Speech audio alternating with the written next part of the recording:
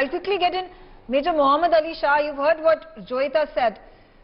Preservation, rectification of what had been destroyed in the past, is it necessary to build on the legacy of Delhi and our country and its rich heritage that has gone on, that is there for centuries together, for building a more formidable future?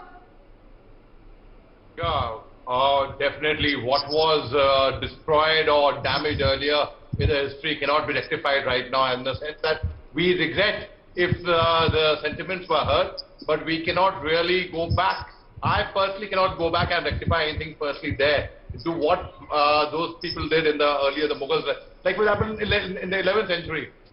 Qutbuddin Ahmad, who was a general in Muhammad Ghori's army, he built Qutb Minar, and what he destroyed, what he did not, whether he did a fresh build-up or he built up on existing structure, that history, again, that's a different thing.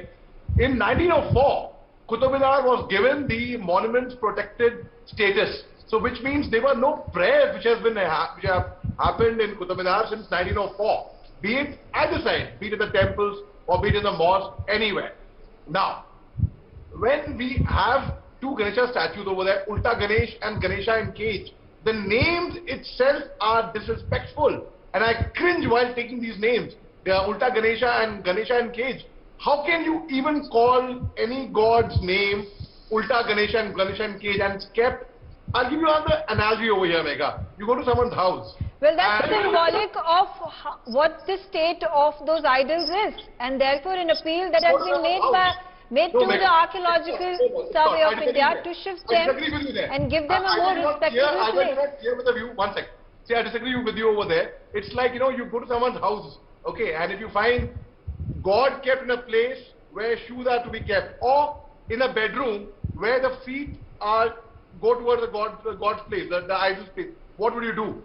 You would change the position from either where you would place your feet or where the God structure is there. I'm sure any sane person would do that. So yes, if they are putting the idols in the National Museum, it's more than welcome, provided it's not hurting anyone's religious sentiments. It is not being disrespectful to anything. It's only showing respect. So it's more than welcome. In fact, if I go back to as per the Article 25, Article 26 of the Constitution of India, it's perfectly fine. And I think a step like this is welcome. And it's, yes, Mr. Vijay, the BJP MP, is welcome to place them at the National Museum. It's not showing disrespect to anyone. That's what I would say. And fanatic and fascist society, which is total nonsense. But it is because of these people, these fringe groups, that such talk happens. And okay. Mohammed Ali Shah, would you like to add into this? While this is religious fanaticism, it needs to be avoided. There have been a number of issues that have been raked up around the Qutb complex, and whether there was a Hindu temple, and even when there was a Hindu temple, is there a need to reinstate Jain idols and Hindu idols inside the Qutb complex? It has been squashed several times by the courts. But when we talk about these zealots that come out and raise these issues, they have to be nipped in the bud, keeping in mind their sole purpose is to divide. Their sole purpose is to bring about this communal violence inside people, which does not do good to anybody. And unfortunately, there are political parties, leaders that also get consumed into this entire set of affairs for appeasement politics. Absolutely, Megha, you are bang on there. You know, as it is taught to us in school as well, united we stand, divided we fall. And political parties who try to play upon this politics, if they're doing a very, very wrong thing and very, very bad disservice to our country, to our motherland. In fact, we have to see, I'm a Muslim, and if I respect others' culture, others' religion, will others respect my religion and my culture? And let me tell you again, we should learn from the army. In the army, we have a place in Nasik at the artillery center at one particular square where we have a temple, we have a church, we have a mosque, we have a gurdwara at the same square. And all the religions are actually treated with a lot of respect. Nobody in the army bothered whether I was a Muslim or which religion I came from. No. All was looked after was, okay, my capability. And let me tell you, in the month of Ramadan, it was my soldiers who would actually come forward and they would say, Sahab, aapko subah kis time jagana hai, aapko roza hoga subah ko. That kind of stuff. And the way they would wish me was, Ram Ram Sahab, Eid Mubarak. So that was the way they would greet us. Now when we talk, I'll give you the small example over here, Mega. Even in a normal Muslim household, anywhere. So when we design a bedroom, we are very conscious of the fact where we place our feet. It should not be towards the west. Why? Because Mecca, Medina, Qibla Sharif, the Haram Sharif, the Kaaba Sharif is there towards the west. So we do not put our feet towards the west. Any other direction is fine. Similarly, when they are statues of gods and putting your feet over there is really disrespectful. Everyone knows that. Of course, it's disrespectful. Of course. I get your point. And communal harmony and coexistence of all cultures, of all religions is paramount. 100% I support. I appreciate our Major Shah, his the secular credentials. Major Mohammed Ali Shah, then how do you respond to people who have their religious sentiments attached to the deities, attached to the temples that have been desecrated? That's one thing to keep these idols, to keep these deities in a museum, preserve them. That's another to give them space within the Qutub complex or anywhere else that the temples have been desecrated or vandalized in the past several years. Mega, anything that has been thrust upon on anybody, there is always resistance for that. But where if it's explained to anybody in a mature manner, a person understands. Today, Qutub Enclave, Qutub Minar, I would go there as a monumental site. I would take my small 9-year-old son to show him, oh, this was Qutub Minar was made in the 11th century by Qutubuddin Aibak, and I would tell him history. I would not go there to pray, to read namaz, or I do not know anybody who would go to the temple over there to pray. And in 1904, it was already given. But people are praying namaz there. I will just tell you, sir. I'll come to that, sir. I didn't interrupt you while you were speaking, sir. Just a minute, sir. I respect your sentiment and I appreciate your restlessness to speak. I'll tell you about that, sir. Sure.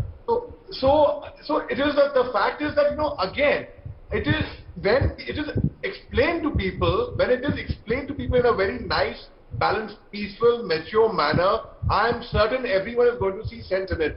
But the moment I see extremism of any sort is bad, be it left-wing extremism, right-wing extremism, Muslim extremism, so to say Hindu extremism, any extremism is bad, and it's bad for a society. And I believe the society will not change, Mega, unless and until we change our own selves first.